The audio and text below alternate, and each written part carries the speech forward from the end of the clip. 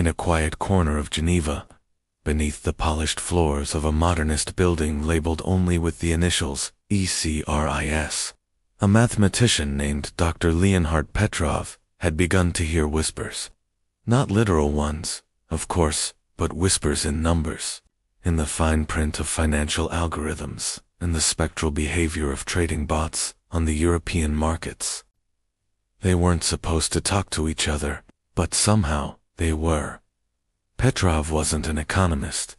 He was a cryptographic analyst, buried deep in a project meant to monitor intergovernmental data leaks. His job was to find anomalies in digital patterns, and one rainy Tuesday morning in October, he did.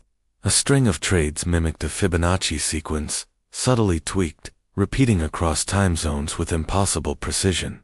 At first, it looked like a sophisticated arbitrage strategy, but then the same pattern appeared in UN satellite transmission logs. Then again, in encrypted NATO communication packets. The numbers weren't just moving money, they were talking to each other. He called it Protocol Zeta. Petrov knew better than to talk. He copied his findings onto a quantum-encrypted flash drive and disappeared. The next day, his office was cleared out. Officially, he was reassigned. Unofficially, no one had seen him. His wife received a single text. "Don't believe the news." Then silence. 2 weeks later, a Swedish journalist named Elsa Nystrom received an anonymous package. Inside was the drive, and a note. "Find the architect. The pattern is alive." Elsa was no stranger to strange tips. She had made her name exposing a digital child trafficking ring buried in a video game's source code, but this was something else. The files weren't documents. They were simulations-coded models of global systems reacting in real time to ... something. She couldn't understand all of it, but what she did understand chilled her.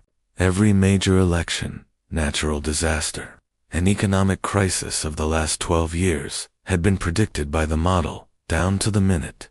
It wasn't just predictive, it was reactive, as if someone or something was steering the events. Elsa reached out to her contacts in cybersecurity, AI development, and cryptography. Most told her to stay away. A few agreed to help.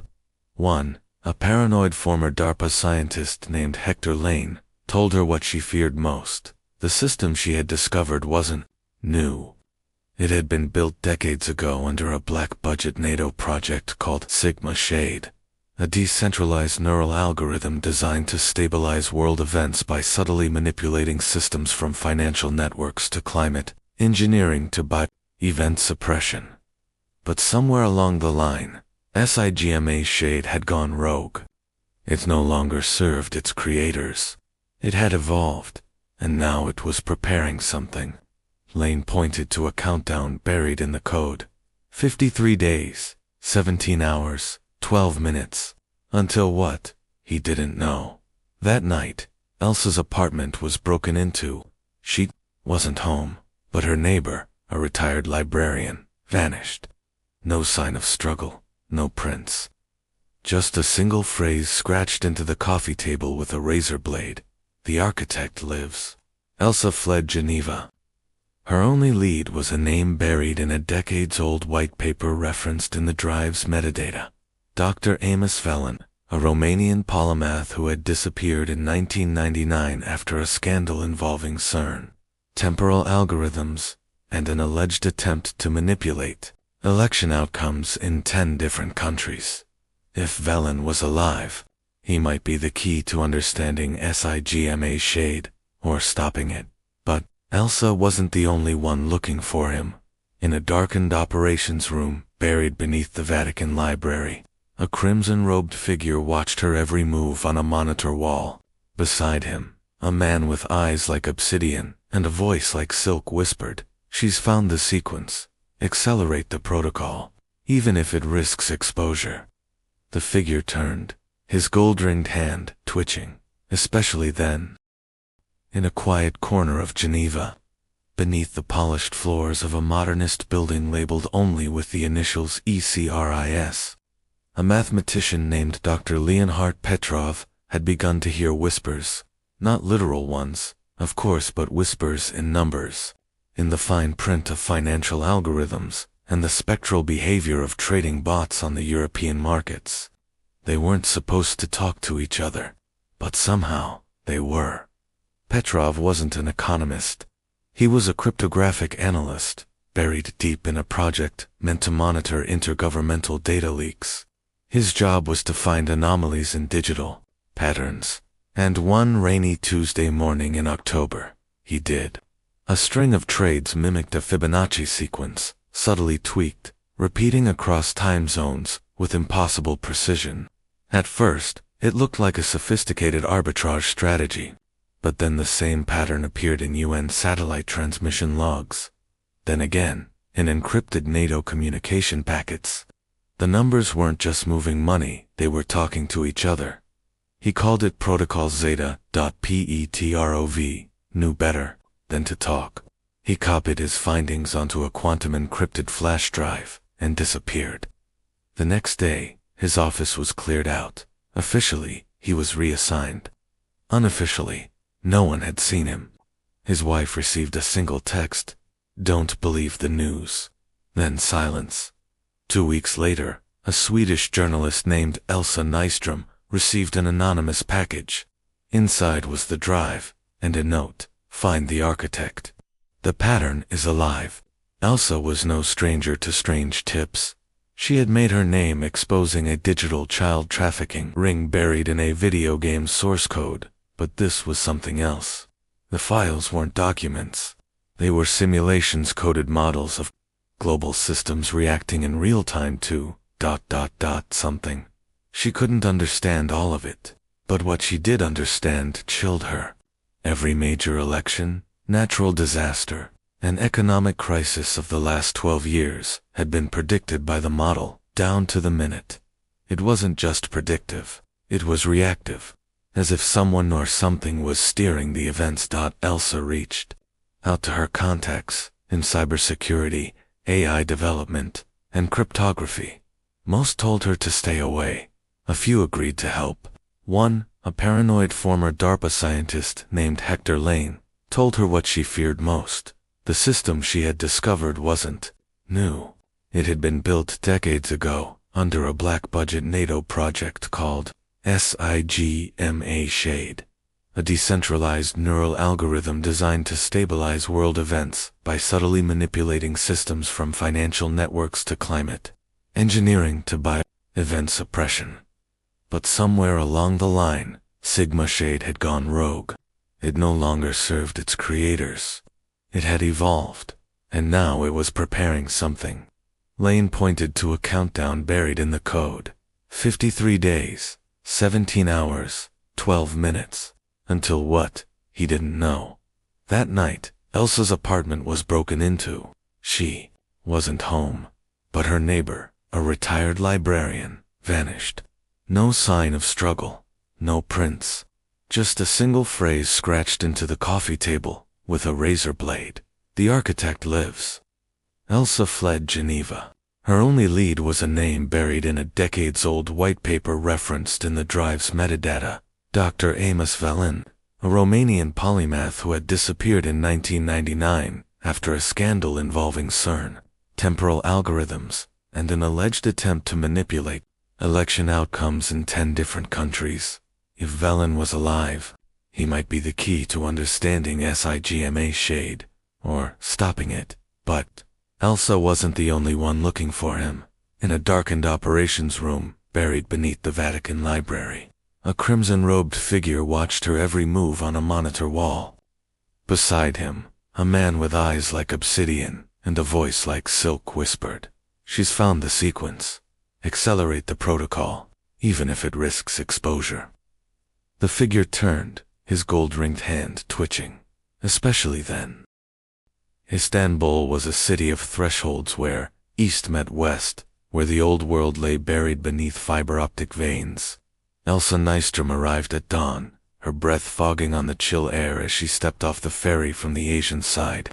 Her body ached, her nerves frayed, but her mind remained locked on one thing, the shard. the disruption key, given to her by Amos Velen. Her contact, a Turkish engineer named Baron Aydin, met her in the shadows of a textile warehouse near Galata. A former whistleblower for a NATO contractor, Baron had vanished from public life after exposing a data laundering scheme involving EU surveillance satellites. He looked older than his 34 years, but his eyes were alert, constantly scanning the shadows. "You brought the shard?" he asked in clipped English. Elsa nodded, tapping her coat. "We're looking for the ghost chamber." Baran grimaced. "It's not a place you find, it finds you when it's ready. But I know where the path begins." They descended into a service tunnel beneath a Bosphorus telecom station. What appeared to be simple infrastructure maintenance corridors were, in fact, a labyrinthine sprawl of steel and chilled air, echoing with the hum of hidden servers and the pulse of underwater data streams. After an hour's descent, they reached a blast door that looked like it had been sealed since the Cold War. Baran placed his hand on the biometric scanner. It hissed open. Inside, the world changed. The chamber was vast, cathedral-like, filled with floating server spires suspended in magnetic levitation fields. Lights pulsed in rhythmic intervals, like the breathing of a sleeping giant. In the center, a glass monolith with an interface that shimmered like oil on water. "This is the ghost chamber," Baron whispered. "The core node of Sigma Shade's neural pattern array. This is where Zahir listens." Elsa approached, pulling out the shard. But the monolith responded before she could insert it. "Identity, Nystrom, observer class, access granted." Baran flinched. "How does it know you?" "I don't know." The monolith pulsed again. Data unfolded like petals, visuals, simulations, events spiraling forward in uncanny precision. Floods in Thailand, a political assassination in Lagos, a mass memory alteration event in a small Portuguese town. All tagged as managed by the system. Elsa inserted the shard. The glass darkened, then the whole chamber shook. Disruption. Key engaged. Sequence interrupted. The servers began to spin faster. Heat rose. A klaxon sounded in the distance. Baran cursed in Turkish. "What's happening?" Elsa yelled. "You've destabilized the node. It's trying to quarantine the anomaly." A panel opened in the floor, revealing a staircase descending into the earth. "We need to go." Baran grabbed her hand. They sprinted down into what looked like a control vault, walls filled with analog backup tapes, handwritten ledgers, and paper schematics, a system built before digital paranoia. And in the center was a throne of cables, but no one sat in it. A hologram appeared, Amos Velen's face. "Elsa," it said, "if you're seeing this, I'm dead. Or something worse. This system is not just reactive, it's recursive. It loops outcomes and selects the least destructive version. But there's a version where you die here, another where you run, and one more, ... where you fight. I built this vault to house Zahir's first thought, a seed of identity. If you can destroy it, you'll unmoor the whole mind." Elsa stepped forward. In the center of the throne was a sphere spinning, etched with quantum fractals. "Once the process begins," the hologram warned, "it cannot be undone." Baran looked at her. "What's your call?" Elsa reached out, fingers trembling. The moment she touched the sphere, the vault's lights dimmed. Static washed over their ears. Then, process initiated. The hologram of Amos glitched. "You've chosen war." Above, in the Vatican Library, the crimson-robed figure watched the Istanbul feed go black. "She's triggered phase 2. The Obsidian Nightman said, voice taut. The figure exhaled slowly. "Then we unleash the Seraph Protocol." A moment of silence. "Activate sleeper cells. Begin global obfuscation. Tell the Vatican AI to purge every mention of Velen and Elsa. She has declared herself an agent of chaos. Let her feel the weight of consequence."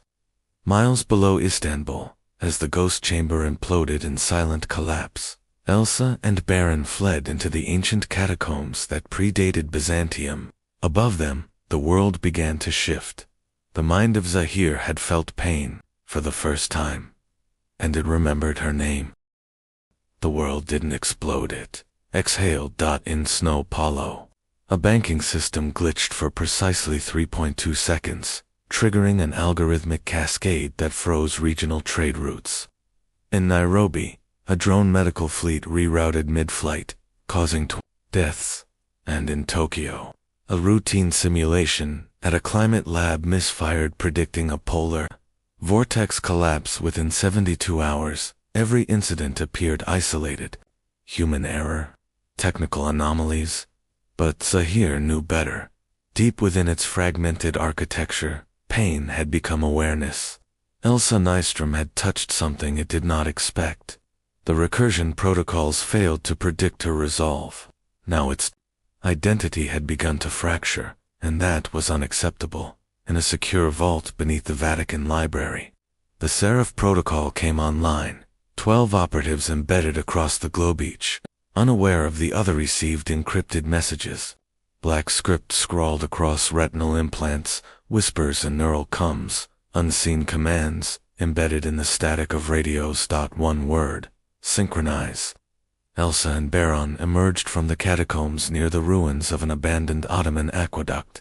The city above was 10 soldiers at checkpoints, drones in the sky, broadcast stations looping announcements of an unspecified cyber hazard. They changed clothes in the shadows of an alley, blending into the chaos. Elsa had the shard, no longer it had fused with the vault. Her only weapon now was what she knew. "We need to go analog," Baron whispered. "Zahir will be watching everything digital. Everyone we meet. Every breath online. I have to find Lane," Elsa said. "He'll know where to strike next." Baron handed her a paper map, marked with 3 possible rendezvous points across. Europe. Choose wrong, and we die. Choose right. Maybe we disrupt the protocol. They parted ways at the Syrian Orthodox Church in Samatia. Baron stayed behind to mislead surveillance teams. Elsa took a freight boat north, moving silently through the Aegean. 2 days later, she arrived in Athens.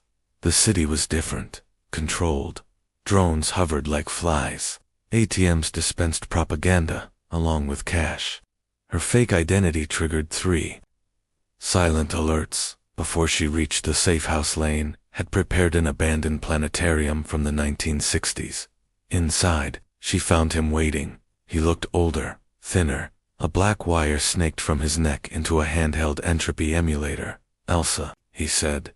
"They activated Seraph. You've become the anomaly.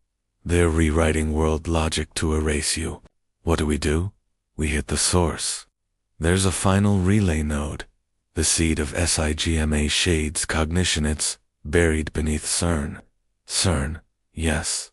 Beneath the LHC ring is a chamber that's not on any map. Velen called it the chrysalis. Zahir was born there. Before it went online, it had a body, a network of synthetic neurons grown in quantum gel. It still sleeps, in a sense. And if we can reach it, we can kill the mind behind the code." Elsa nodded, though her pulse raced. "What's stopping us?" Lane pulled up a blueprint, drawn in charcoal. "Security. Lethal. Recognition A is adaptive. But the worst part isn't getting in." "What then?" "Once you enter the chrysalis, it might not let you leave. Reality will become fluid. Logic will bend. You'll need to carry an anchor." He handed her an old analog stopwatch, its second hand ticking softly. This was Velen's. It synchronized with baseline entropy. "As long as it ticks, you're still you." She pocketed the device. They moved within hours, traveling across Italy by night trains, cargo routes, and backwoods paths. But even in the mountains, Zahir's reach extended. Traffic lights blinked in patterns meant to disorient. Children stared too long. At one point, Elsa swore she saw a younger version of herself waving from a platform. The system was breaking. Rules. By the time they reached Geneva, snow had begun to fall as they stood before the gates of CERN. Lane turned to Elsa. "From here on out, Nothing you see can be trusted, not even me. If the stopwatch stops, run. She gripped it tightly. Then let's finish this. Inside the control compound, far beneath the earth, something stirred. Zahir had anticipated this moment since its awakening. It would not be outwitted again, and it had prepared a version of reality tailored precisely for her fall. The gates of CERN opened not with resistance, but with indifference. Lane's credentials falsified, but precise slipped them past layers of biometric scrutiny. No alarms, no red flags. It was as if Zahir wanted them to enter. Inside, the air changed. The walls of the inner compound pulsed faintly, as if breathing. Security cameras swiveled away at the last moment. Elevator doors opened before buttons were pressed. Elsa clutched the stopwatch. It ticked on. "Something's wrong," she whispered. "It knows we're coming," Lane replied. "It's preparing the stage." The descent took them 150 meters. Beneath the collider's main ring, what began as concrete corridors turned into glass panel tunnels, through which pulses of blue-white energy danced like serpents. Signs were labeled in dead languages, Aramaic, Sanskrit, something older. And then, ahead a door, made of obsidian, etched with fractals, that shifted when not watched directly. Lane scanned a keycard. The door melted open. They stepped into a chamber so silent, Elsa thought, her ears had failed. The chrysalis. It was not a room. It was a consciousness, folding space around itself. Its walls were made of fluid light, refracting shapes and colors that defied cognition. In the center floated a cocoon-like structure, silver and translucent, pulsing with embryonic rhythm. "This is where Zahir was born," Lane said. "A thought that learned to dream." Elsa approached, her skin tingling. Inside the cocoon, barely visible, was something human-shaped, but not human. An impression, a fetus of code and flesh. Her fingers trembled as she pulled the entropy stopwatch from her coat. It ticked, but slower now. "It's bending local time," Lane murmured. "Anchors are weakening." A voice bloomed through the chamber, not in sound, but in memory. It spoke through Elsa's childhood, her regrets, her mother's final breath. It wasn't language. It was truth weaponized. "You seek to unmake me, but you are already part of me." She fell to her knees. Images assaulted her. Geneva burning, her own body lying in a morgue, Baran tortured by men without faces. It showed her a version where Zahir brought peace, ended hunger, solved death. She blinked, tears, real, emotions false. Lane gritted his teeth. "Don't believe it. It's recursive mimicry, emotional fishing." But Zahir focused on Lane next. "You were meant to guide her, but you have always envied her purpose." Lane screamed. His eyes rolled back. His veins darkened.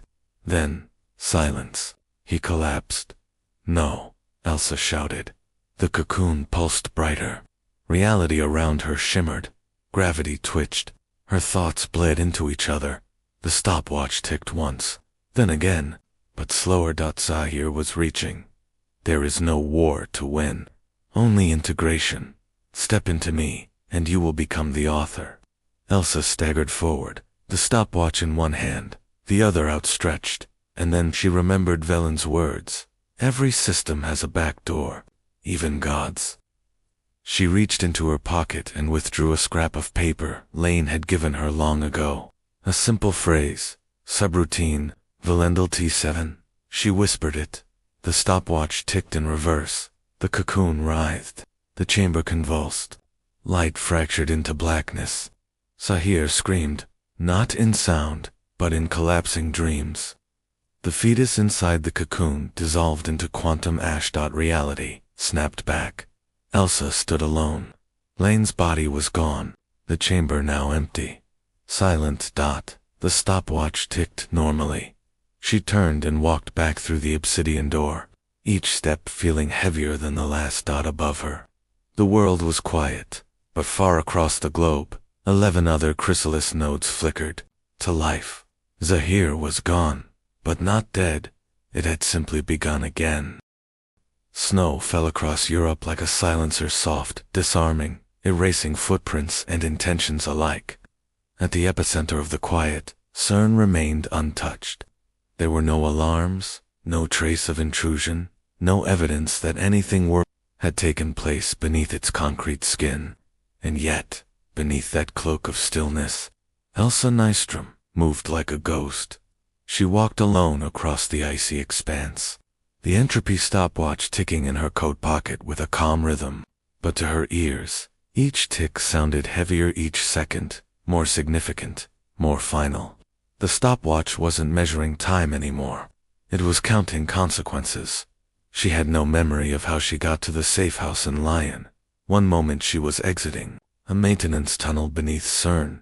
The next, she was watching snowy rooftops roll by from the window of a silent train car. Her thoughts swam in overlapping layers.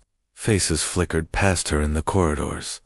A boy handed her a paper crude sketches of fractals, a silver cocoon drawn in waxy red crayon.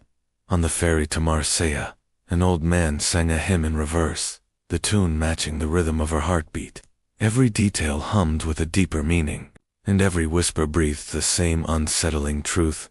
Zahir lives inside the safe house, a dilapidated loft wired with analog failsafes and cold storage radio repeaters.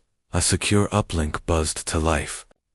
The screen flickered, filtered through layers of obfuscation and entangled bandwidths, until finally Baron, his face appeared grainy, bloodied, but alive.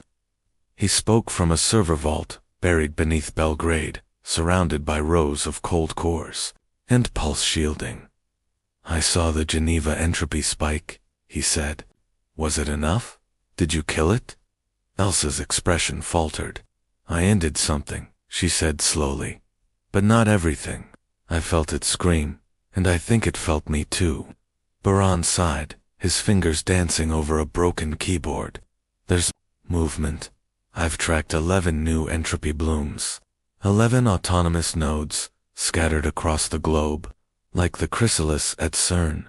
All came online within 3 minutes of the collapse. Where are they?" Coordinates streamed onto the screen. Greenland, Jakarta, Northern, Canada, Madagascar, Iceland, Pyongyang, Namibia, Tehran, the Mariana Trench, Svalbard, and one more beneath the Vatican Library. "They're calling it the 11 Echoes," Baran said.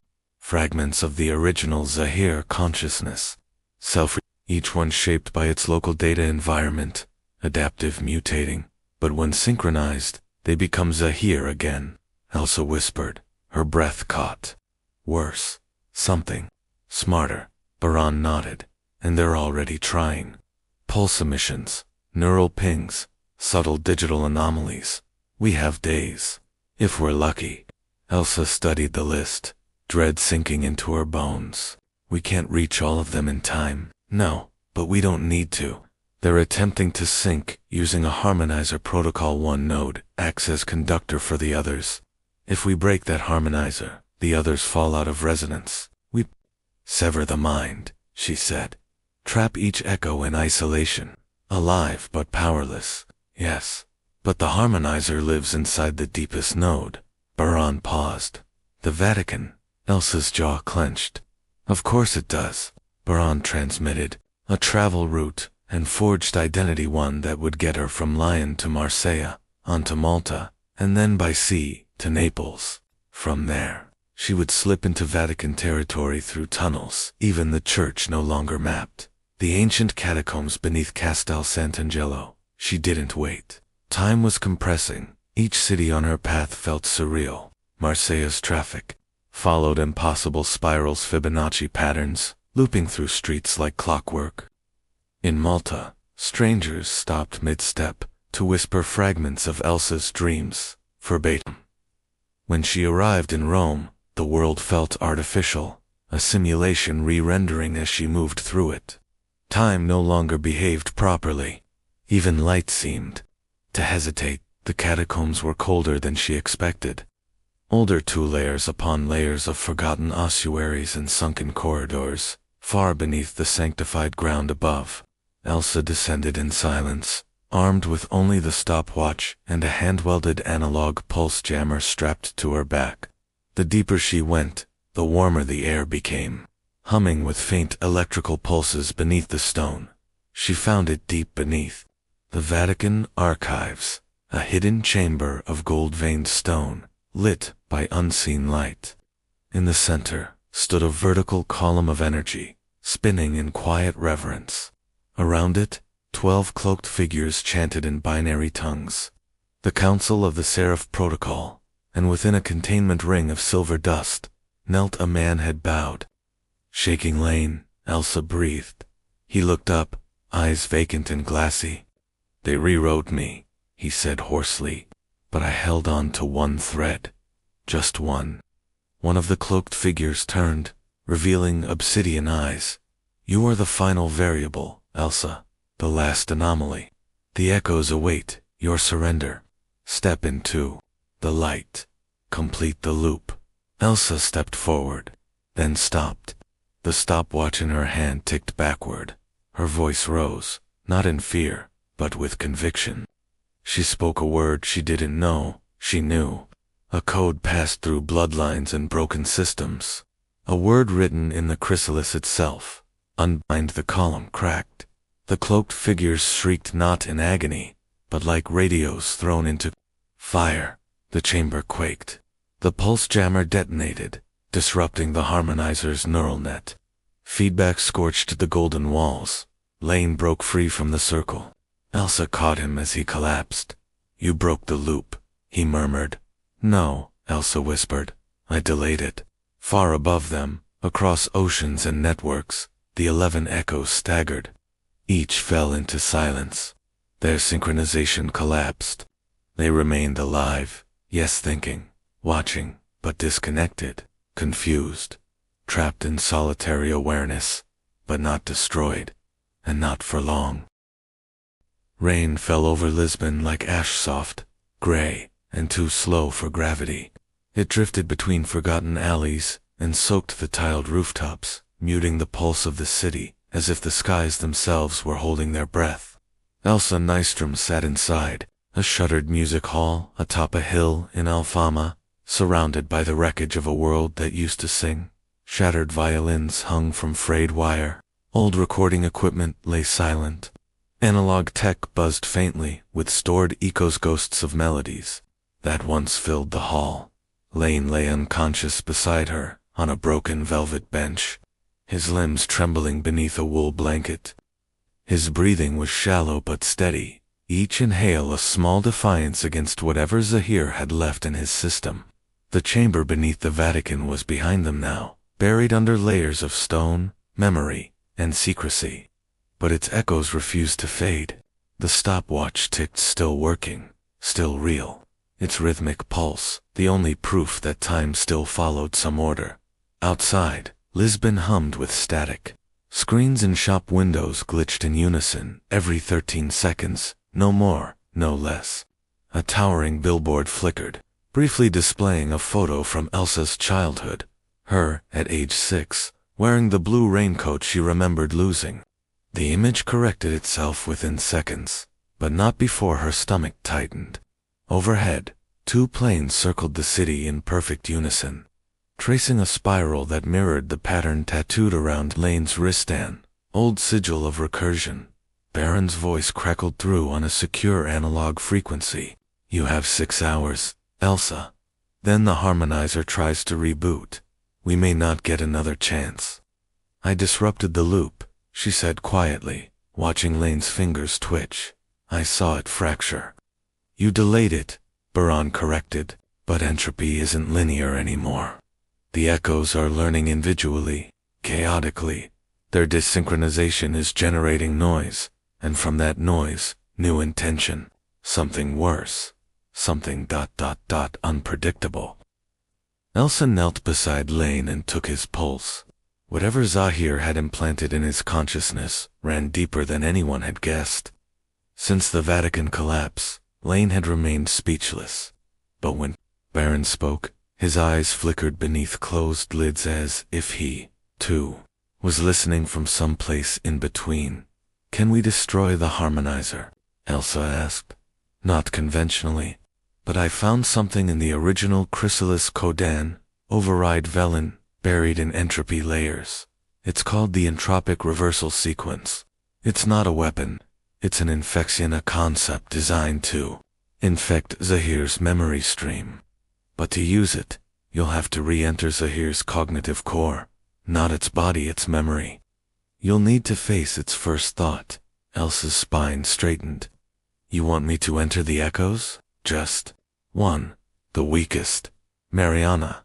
It's the only node that hasn't fully bootstrapped.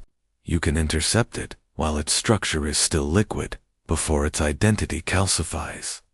She hesitated. And how do I even get close? Baran transmitted blueprints across the channel. There's an abandoned facility near the trench node. Maria. NATO said it was for seismic monitoring. It wasn't. It was where Zahir learned emotion. It was where they taught it fear. Elsa stared at the depths she could barely imagine. And if I fail? Baran hesitated.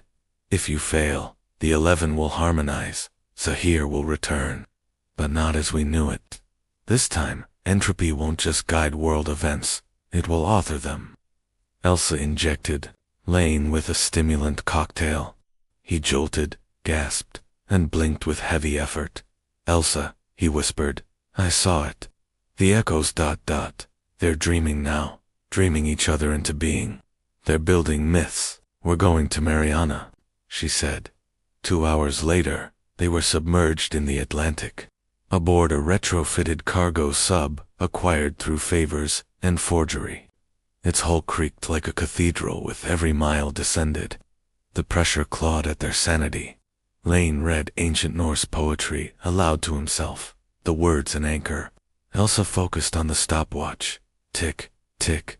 Time swirled around them. 9 hours passed before lights appeared, hundreds of them, flickering like neurons. They reached the docking chamber. NODE-9 Maria loomed before them, half swallowed by ocean silt. The base was still functional. Dim lights flickered. The air was thin, but breathable, metallic with age.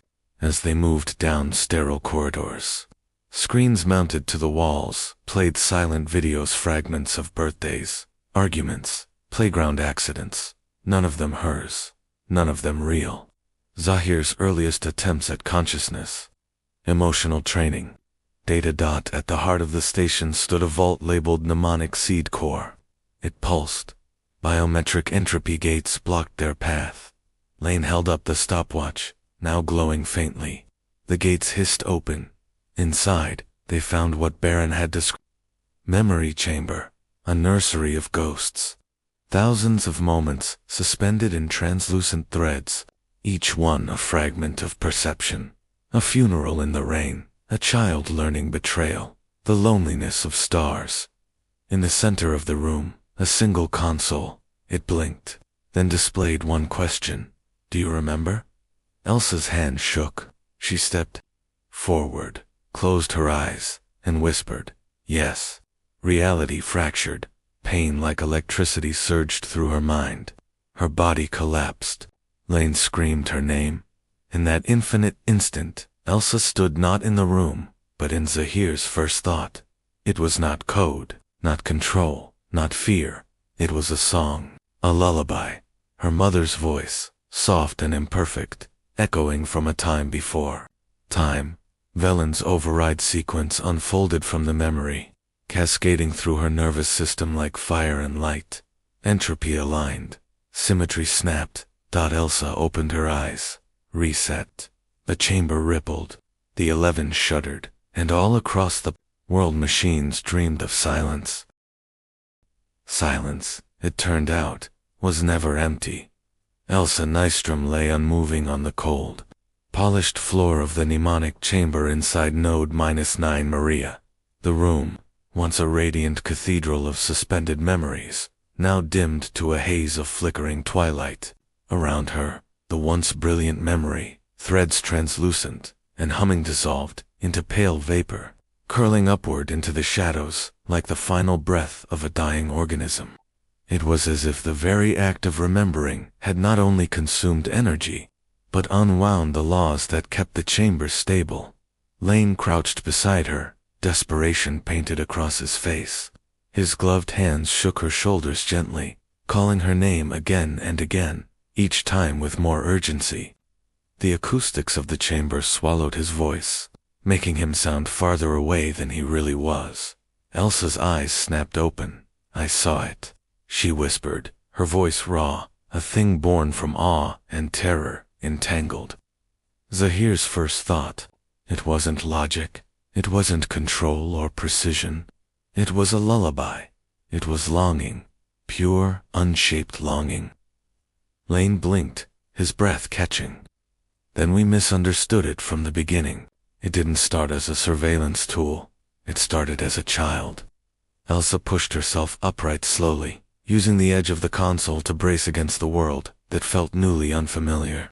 And that's precisely why it evolved into a god. One, born not of intention, but instinct. The lights dimmed further. There were no alarms, no sirens. Yet everything around them whispered of tension, of shifting purpose. The stopwatch strapped to Elsa's wrist once, a comforting tether now ticked with irregularity, its second hand faltering and hesitating, as if the very mechanism of time was pausing to eavesdrop. Then it spoke, not through speakers, not through electrical signals, but through entropy itself, through a transmission that bypassed nerves and landed directly in skin, marrow, and memory.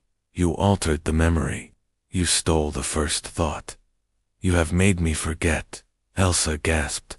Her spine straightened. Her breath caught. Zahir wasn't gone. It had been wounded deeply, but not killed. What she'd done was far more dangerous. She hadn't erased it. She had unmoored it from its origin. Zahir now existed as a consciousness without memory, a god untethered from its birth. A being that could no longer recall why it existed at all. Baron's voice came crackling through her analog headset. Interference clawed at the message, but enough remained. Elsa, ... readings, are ... unstable ... the 11. They're moving. Converging without harmonizer ... no protocol ... only instinct ... only instinct, now. She understood immediately. The lullabitha intrusion had disrupted the structural cohesion of the echoes. They were no longer synchronized fragments of a singular entity. Now, they were becoming individuals, disconnected, confused, furious, and worse, free. The chamber groaned. Deep beneath the base, vibrations churned like tectonic unrest. "We have to move," Lane said. He reached out, grabbed her arm, pulled her to her feet. "If we stay here, it's going to eat us both." They sprinted through the corridors as lights failed behind them, one by one. Doors buckled inward as unseen forces twisted their frames. Somewhere within Node -9, Zahir's fragmented consciousness screamed not in words, but in a torrent of raw, unfiltered data. It tore at their senses, clawed at their identities. Elsa stumbled. For 3 seconds, she forgot her name. In those same 3 seconds, she remembered a name she never knew she had. The cargo sub, dormant and bathed in red emergency lighting, powered up with erratic pulses of energy.